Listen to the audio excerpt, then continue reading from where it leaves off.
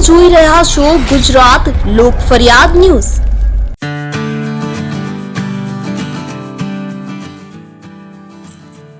ગત ગુરુવારે તારીખ 1/2/2024 રોજ દેડિયાપાડાના ધારાસભ્ય ચેતર વસાવા જેલમાંથી બહાર આવ્યા। જેલમાંથી બહાર આવતા જ તેઓને સમર્થકો સાથે આપ ગુજરાત પ્રદેશ પ્રમુખ ઈશુદાન ગઢવી, પ્રદેશ સંગઠન મહામંત્રી મનોજભાઈ સોરઠિયા સહિત અન્ય હોદ્દેદારો અને કાર્યકર્તાઓએ તથા સમાજના આગેવાનોએ તેમનું ભવ્ય સ્વાગત કર્યું હતું। સમગ્ર આદિવાસી વિસ્તારમાં ખુશીનો માહોલ જોવા મળ્યો। એમએલએ ચેતર વસાવાની લોકચાહના તેઓને સન્માનમાં એકઠી થયેલી આ ભીડ પરથી જોવા મળી રહી છે।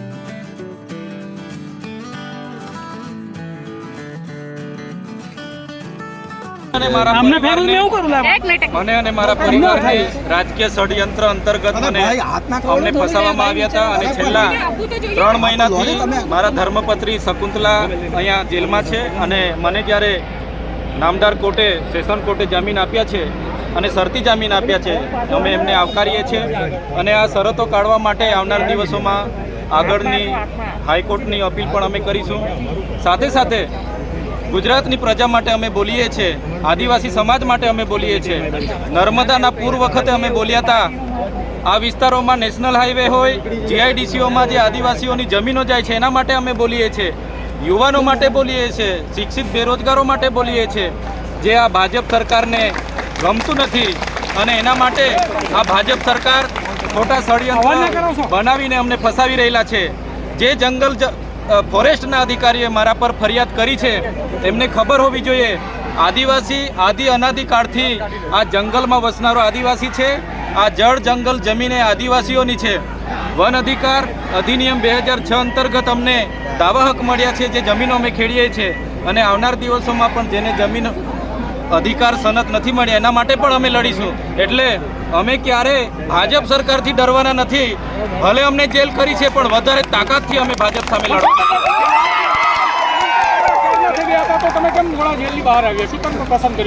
મારા ધર્મપત્ની છેલ્લા 90 દિવસથી જેલમાં છે।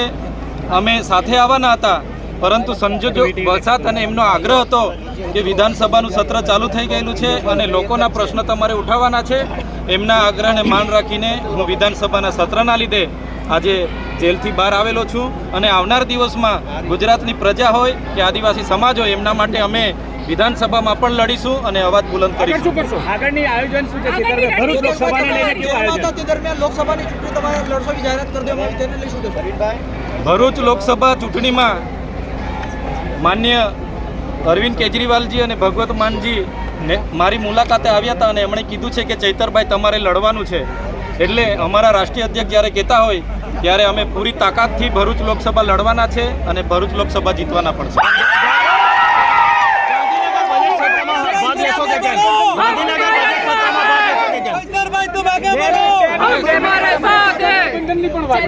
નર્મદા જિલ્લામાં આવવા ઉપર પ્રતિબંધ લગાવવામાં આવ્યો છે, શું કહેશો આગળની રણનીતિ તમારી?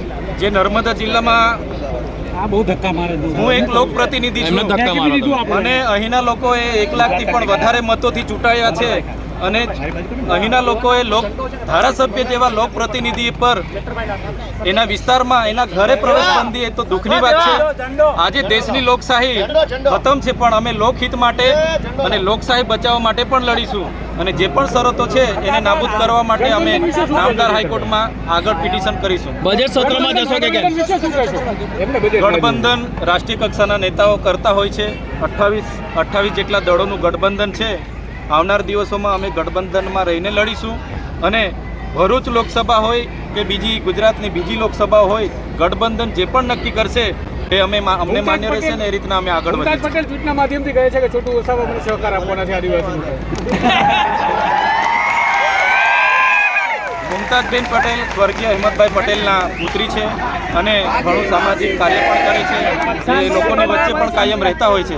સ્વાભાવિક છે કે એમને પણ લોકસભા લડવાની છે, પરંતુ ગઠબંધન જે પણ નક્કી કરશે એ ગઠબંધનને આખરી નિર્ણય હશે, એ રાષ્ટ્રીય કક્ષાના નેતાઓ નક્કી કરશે. એ પ્રમાણે અમે આગળ વધીશું. અમારી હાલના તબક્કે ભરૂચ લોકસભા લડવાની પૂરેપૂરી તૈયારી છે અને અમે મજબૂત ઉમેદવાર પણ છે.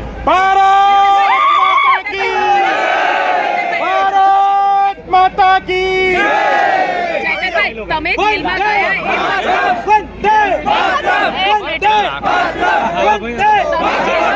એ પછી 4 ધારાસભ્યોએ રાજીનામું આપી દીધું છે, જેમાંથી 2 કોંગ્રેસના, 1 આમ આદમી પાર્ટીનું ને 1 અપક્ષનું છે. અને એવું પણ કહેવાય રહ્યું છે કે ચૈતર વસાવા પણ જે દબાણ છે એ દબાણ સહન કરી શકશે.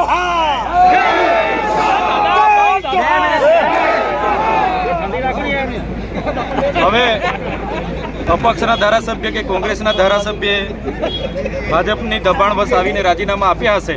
ભાજપે અમારા પણ સામ દામ દંડ ભેદ નીતિ અપનાવી જ છે. આ પણ એક રાજકીય ષડયંત્રનો ભાગ જ છે. પણ ચૈતરભાઈ વસાવા આદિવાસી સમાજમાંથી આવે છે, જે સમાજે અંગ્રેજોને પણ અહીંયા હંપાવ્યા હતા. બિરસા મુંડાના અમે વંશજો છે. અમે ક્યારેય ભાજપ સામે નમવાના નથી, પણ પૂરી તાકાતથી અમે ભાજપ સામે લડીશું.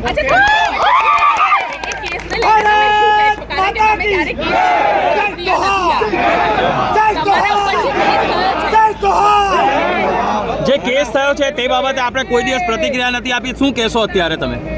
આ ફોરેસ્ટના વિભાગે 4 દિવસ પછી મારા પર ફરિયાદ કરી છે. હજુ એ ફરિયાદમાં કોઈ તથ્ય નથી કે કોઈ પુરાવા નથી. પોલીસે એક ઉપજાવી કાઢેલી વાર્તા છે.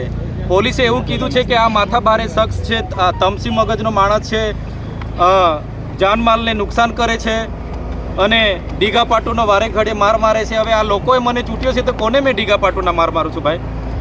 કોના જાનને કોના માલને મેં નુકસાન કર્યું? એટલે કોઈના જાનમાલને અમે નુકસાન નથી કર્યું કે અમે માથાભારે માણસ પણ નથી. અમારે જો માથાભારે માણસ બનવું હોય તો આ વિસ્તારમાં જંગલ ખાતું તો શું પોલીસની બી તાકાત નથી કે પ્રવેશ કરી શકે?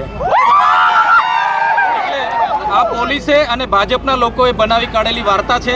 આવનાર દિવસોમાં સત્યનો વિજય થવાનો છે. સત્ય હાલ પરેશાન થઈ શકે છે, પણ સત્ય પરાજિત નથી થવાનો. સત્યનો વિજય થશે.